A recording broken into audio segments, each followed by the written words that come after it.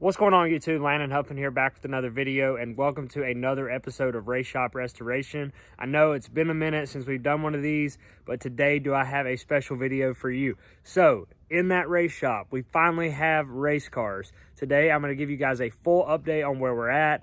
You guys are not going to believe it. I'm going to show some clips from the very first time we recorded one of these videos and show you the difference in the two, and I promise you're not going to believe it. It's going to be crazy. I can't believe it.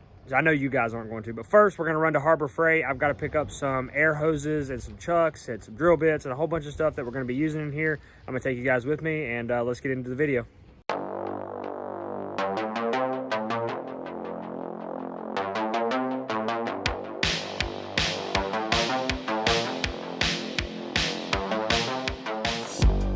All right guys, welcome to the video. If this is your first time here, I really appreciate you being here. If you haven't already, make sure you smash that like button, subscribe to the channel. We are well on our way to 6,000 subscribers. It is free to do it. It helps the channel and helps us stay in that algorithm. So we are on our way to Harbor Freight. I'm going to go up here. Like I said earlier, we are going to pick up a few things for the race shop. Now that we're actually into it with race cars, we don't have stuff to work on. And my dad's not going to let me rob stuff from his shop. So we need parts, pieces, air hoses, all that stuff. So that's what we're doing. We're going up here. We're going to buy some cheap air hoses, some air chucks, blow nozzles. I got to get some drill bits, things like that. And then we'll be in and out of here real quick, headed back to the race shop, and I will show you guys what is inside. So come along for the ride, and appreciate you guys being here. There's where we shall spend many nights in 2022, baby. Hickory Motor Speedway. I love you, baby girl. I'll see you soon. We have arrived. See what we can find at the good old Harbor Freight.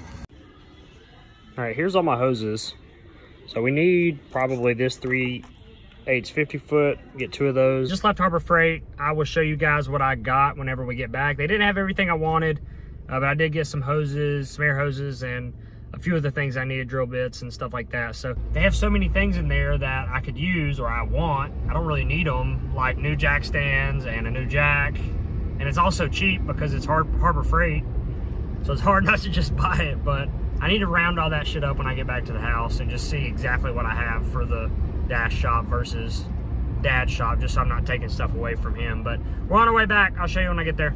Okay, so this is what we got from Harbor Freight. We got 2 3/8 50 foot air hoses. We needed those. We got our little coupler kits to make those right. Got 2 of those. I also snagged this cheap drill bit set, 16th all the way up to a 1/4. And then I got some titanium 1/8 inch and 3/16 inch bits because I love to break these, and these are usually what we use predominantly anyways. I also got this cheap plier set just because I know I'm gonna need this for my toolbox for up here. So that's all I got. I really needed to blow a blow nozzle and some other stuff, but I will get that next time. I need to go through everything, see what I got. So time to go in here now. I know that it still looks like there's a lot of stuff, but really we have made excellent progress this weekend. And when I get on the other side of that Blazer, you're going to see what I'm talking about. Obviously there's a race car on jack stands back there, which that alone in itself is a huge step forward. But this middle part is opened up. Wyatt is working on this giant press. I don't know what the hell he's going to do with it. I think he's pressing knives together with it or something. So that's in the way in the moment, and the Blazer's still in the way. But once that gets out, this entire middle section will be open. And of course, back here, we finally have a race car on jack stands. And as you can see, I've cleaned the entire floor here. My uncle and Travis Moonhead Brown helped me move all the other stuff that's back there and to open up this area. And this is where we're going to keep our race cars for the time being until we're able to clean the rest of the shop up. But this little area right here is actually really clean compared to what it was. And like I said, the Blazer will be out, so we'll have this whole middle section, you know, to work with. But we got a race car on jack stands. Once I get Frankie up here, she's going to go right here. And obviously the Blazer will be out, so we'll have more room to work.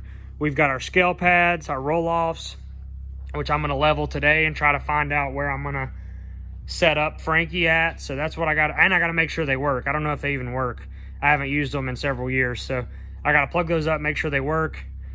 We've got our tires and wheels for the Prolate right here, or our wheels. Let me walk you back here. show you kind of what we did. So we've got a little work table over here that was actually the metal table full of oil and shit that was back there. So we moved that lathe to the back and we put this table here. So this will be a nice little work table for us. And I'm probably gonna put my toolbox. I haven't decided where I want to put my toolbox. I think I might put it right here, just behind the race car. Or I might put it on that right side. I don't know. I still got to figure that out. But, I mean, we've got space, guys. This is honestly a miracle. So, it's getting there. Back here is this engine cart. We moved all of the motors that were just setting on the floor onto this cart. Rolled it back here for the time being. This parts rack is full of stuff for the Blazers, so it's sitting back here for the moment. And then we've also got that lathe that's moved to the back as well. So eventually this stuff won't be sitting here either, but for the time being it's out of the way and we have all this space to work.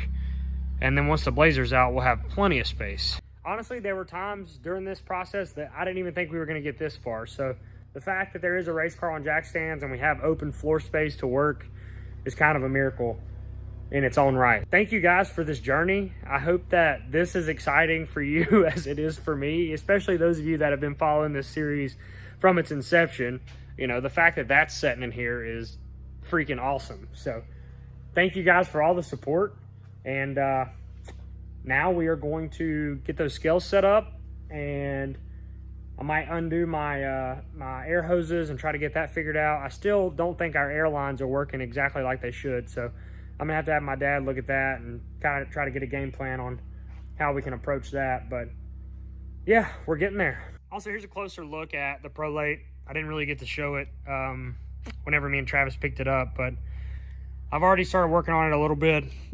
She needs some work, TLC. Obviously, it hasn't been on the racetrack since 2014, so that'll be a task in its own. But interior looks really nice, surprisingly, given that it's set for so long. I mean, it's not like beat up or anything like that, and all the sheet metal work on it's really nice. It's got floor mounted pedals. You guys can't see that because it's dark, but I think next step for this thing is drop the rear end out from under it, take a look at all that stuff, kind of see where we're at on it. The fuel cell, I did see this whenever I was messing with it the other day. The fuel cell was not taped shut, so that bladder could be ruined. I don't know, really just depends, but at least need to get it out, go through it, and just see before I try to put fuel in it and go race it or whatever. Okay, another sidebar. I got sidetracked again. I'm taking Wyatt down here to Dad's shop, and I'm going to show him this piece I need him to weld for me because I can't weld and Wyatt's good at it. It's an exhaust cover piece that was on the old car, and I just made a new flat piece, and Dad cut the aluminum pipe piece that goes over the exhaust.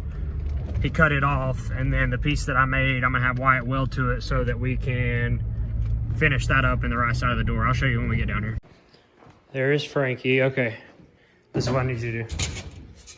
I need this pipe welded to this piece that I made. It's gonna set on here like this.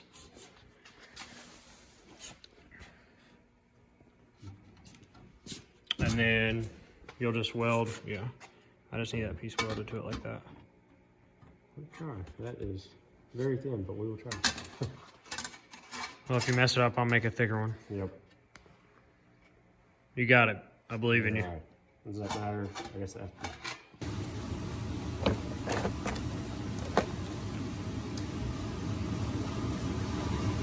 Back to working on our scale brain. Right now, I'm just trying to get it apart. Hasn't been used in a while, and see if they actually work. I have no idea if this brain's even going to work. So that's what I'm going to do. If I can't get all the scales to work like I want them to, I'm not even going to set them up and level them because there's no point. So that's what I'm doing. Let's see if she works.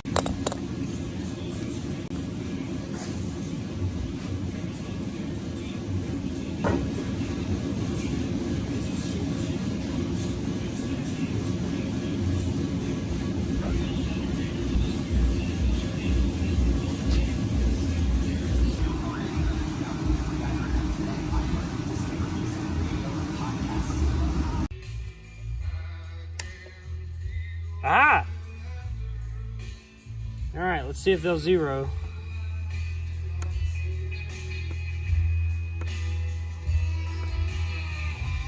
Had to turn down the radio so we don't get a copyright. So we're gonna see if these things work. They're zeroed to like a 1, so I'm gonna stand on each one. We're gonna see what they weigh. All right, left front says I am 190. Dear God. Hold on. 190. I think that's because it's uneven. We're gonna go with that. I don't weigh 190. God, I hope I don't weigh 190. Sheesh. All right. Left rear says 187. Maybe I do weigh that much. All right. Right rear is showing 189, 185. And right front is showing 189. So I guess they work. That's a good thing. I don't think there's any issues with them. So that's a score for us. Score for the home team. Okay, so now that we know that the scales work, I've got to figure out where exactly I'm going to put them. Now, with Wyatt's Blazer here, I don't know if I should just set it up here, but Frankie will be up here shortly, so it kind of leaves me in a little predicament. So I'm not going to set them up yet just because I would rather push the Blazer forward and then figure out where Frankie's going to set, and then ideally just level the scales out in front of that car and go from there. So I'm gonna wait on that. I still have some stuff to do to Frankie, but to finish this video out anyways, I'm just gonna go ahead and take all 4 tires off this thing and look over it just because I haven't had it off. Check out this rear end and see what it looks like.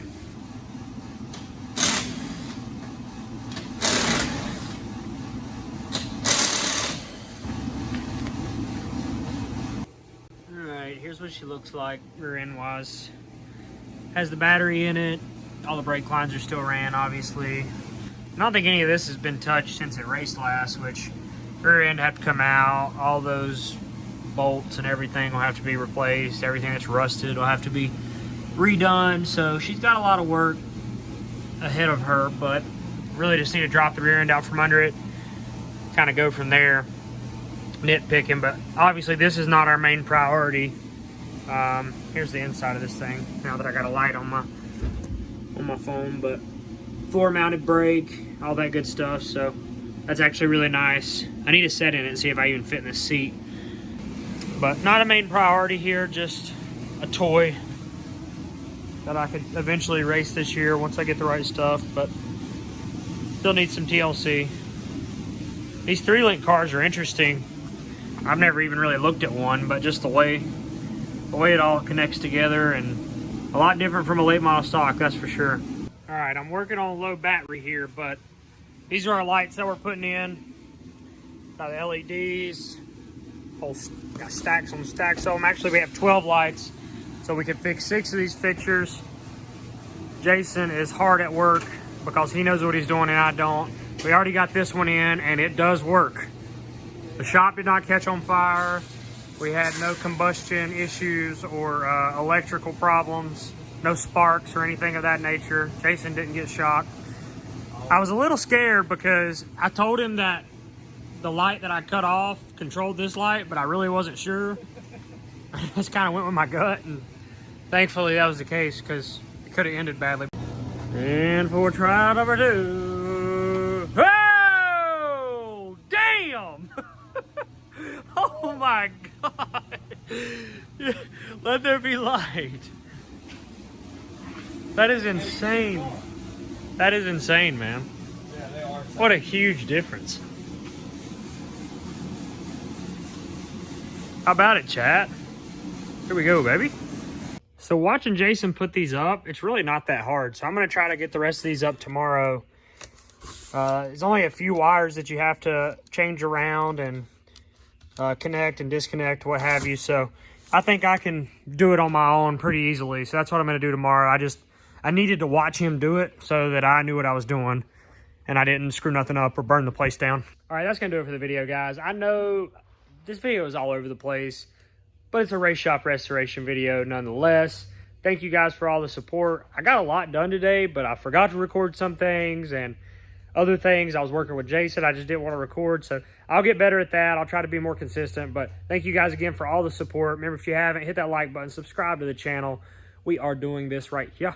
And racing season 2022 is here. It's upon us. We have literally 32 days before opening night at Hickory, where Frankie will be out there. And then hopefully we get this baby rocking and rolling too, to run it at Hickory a time or two, and maybe take it down south a little bit. I don't know. We'll see. But thanks again, guys. Y'all have a fantastic day, evening, night, morning, whenever you're watching this. And I will see you guys in the next one. I'm out. Peace.